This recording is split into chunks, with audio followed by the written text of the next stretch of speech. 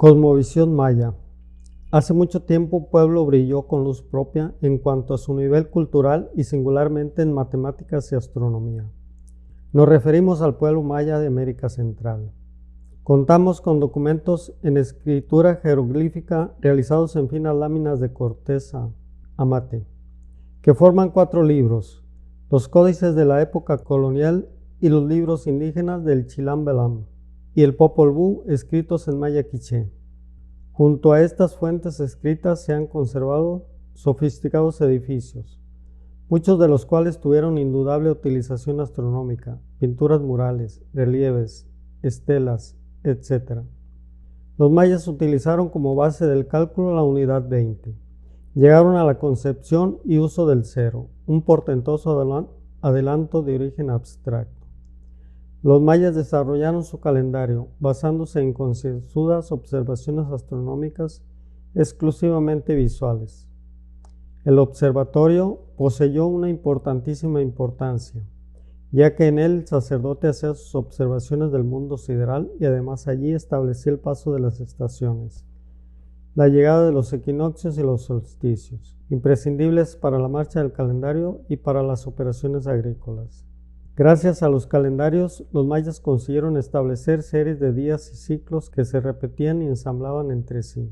Así llegaron a la concepción de un calendario religioso o ritual que duraba 260 días, resultantes de multiplicar el número 20 por 13, así como basado en su aparición durante el movimiento de traslación del planeta Venus, el más brillante para nosotros del firmamento, de capital importancia para su cultura.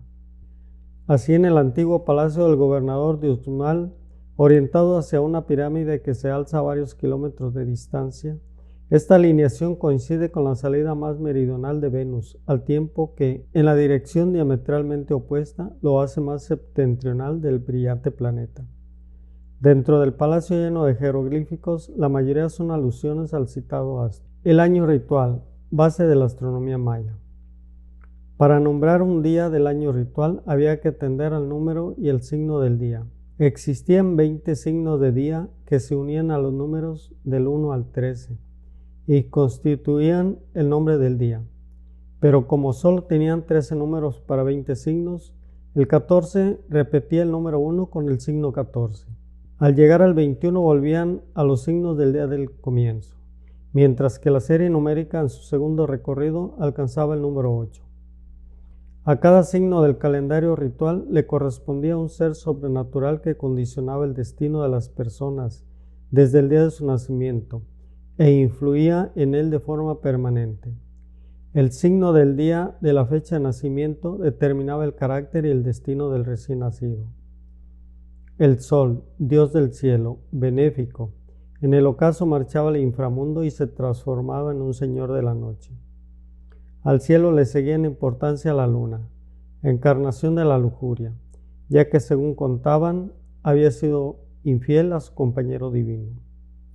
Cuando el sol se oscurecía en pleno día o cuando en una noche de luna llena de repente aparecía un disco negro delante de esta, los mayas no dudaban de la inmanencia de una gran desgracia.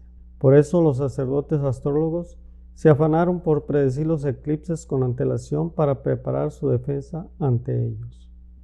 Al parecer ha pasado desapercibido el hecho de que las tablas del ciclo de Venus de los mayas tienen una semejanza sorprendente cercana con los textos del año metababilónico y con las tablas medievales.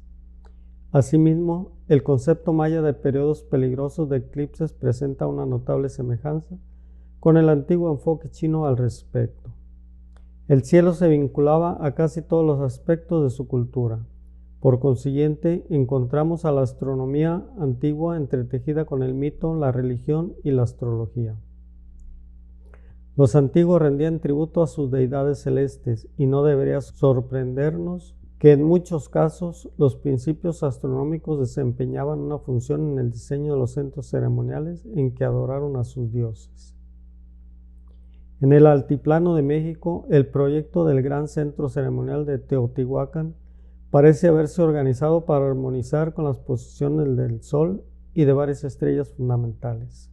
También se han descubierto orientaciones astronómicas en el territorio maya de la península de Yucatán. El Caracol de Chichén Itzá en Yucatán, un observatorio en forma de torre redonda. Contiene túneles de observación horizontales dirigidos hacia posiciones de importancia astronómica.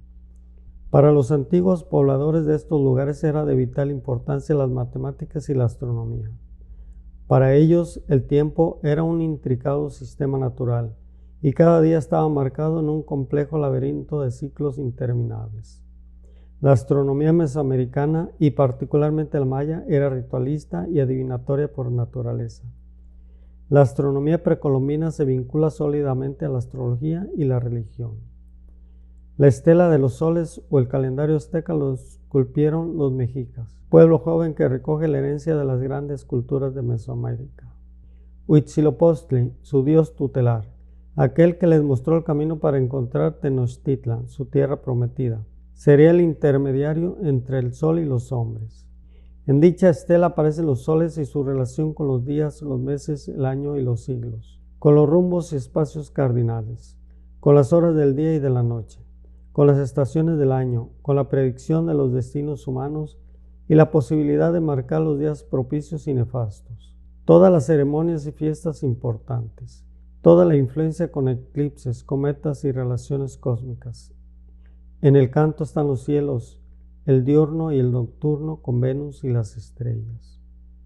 Los escultores de la estela concibieron doctrinas filosóficas y conocimiento del cosmos en un marco matemático que les permitió llevar la cuenta de los acontecimientos, la medición exacta del tiempo no igualada por las culturas más desarrolladas del mundo.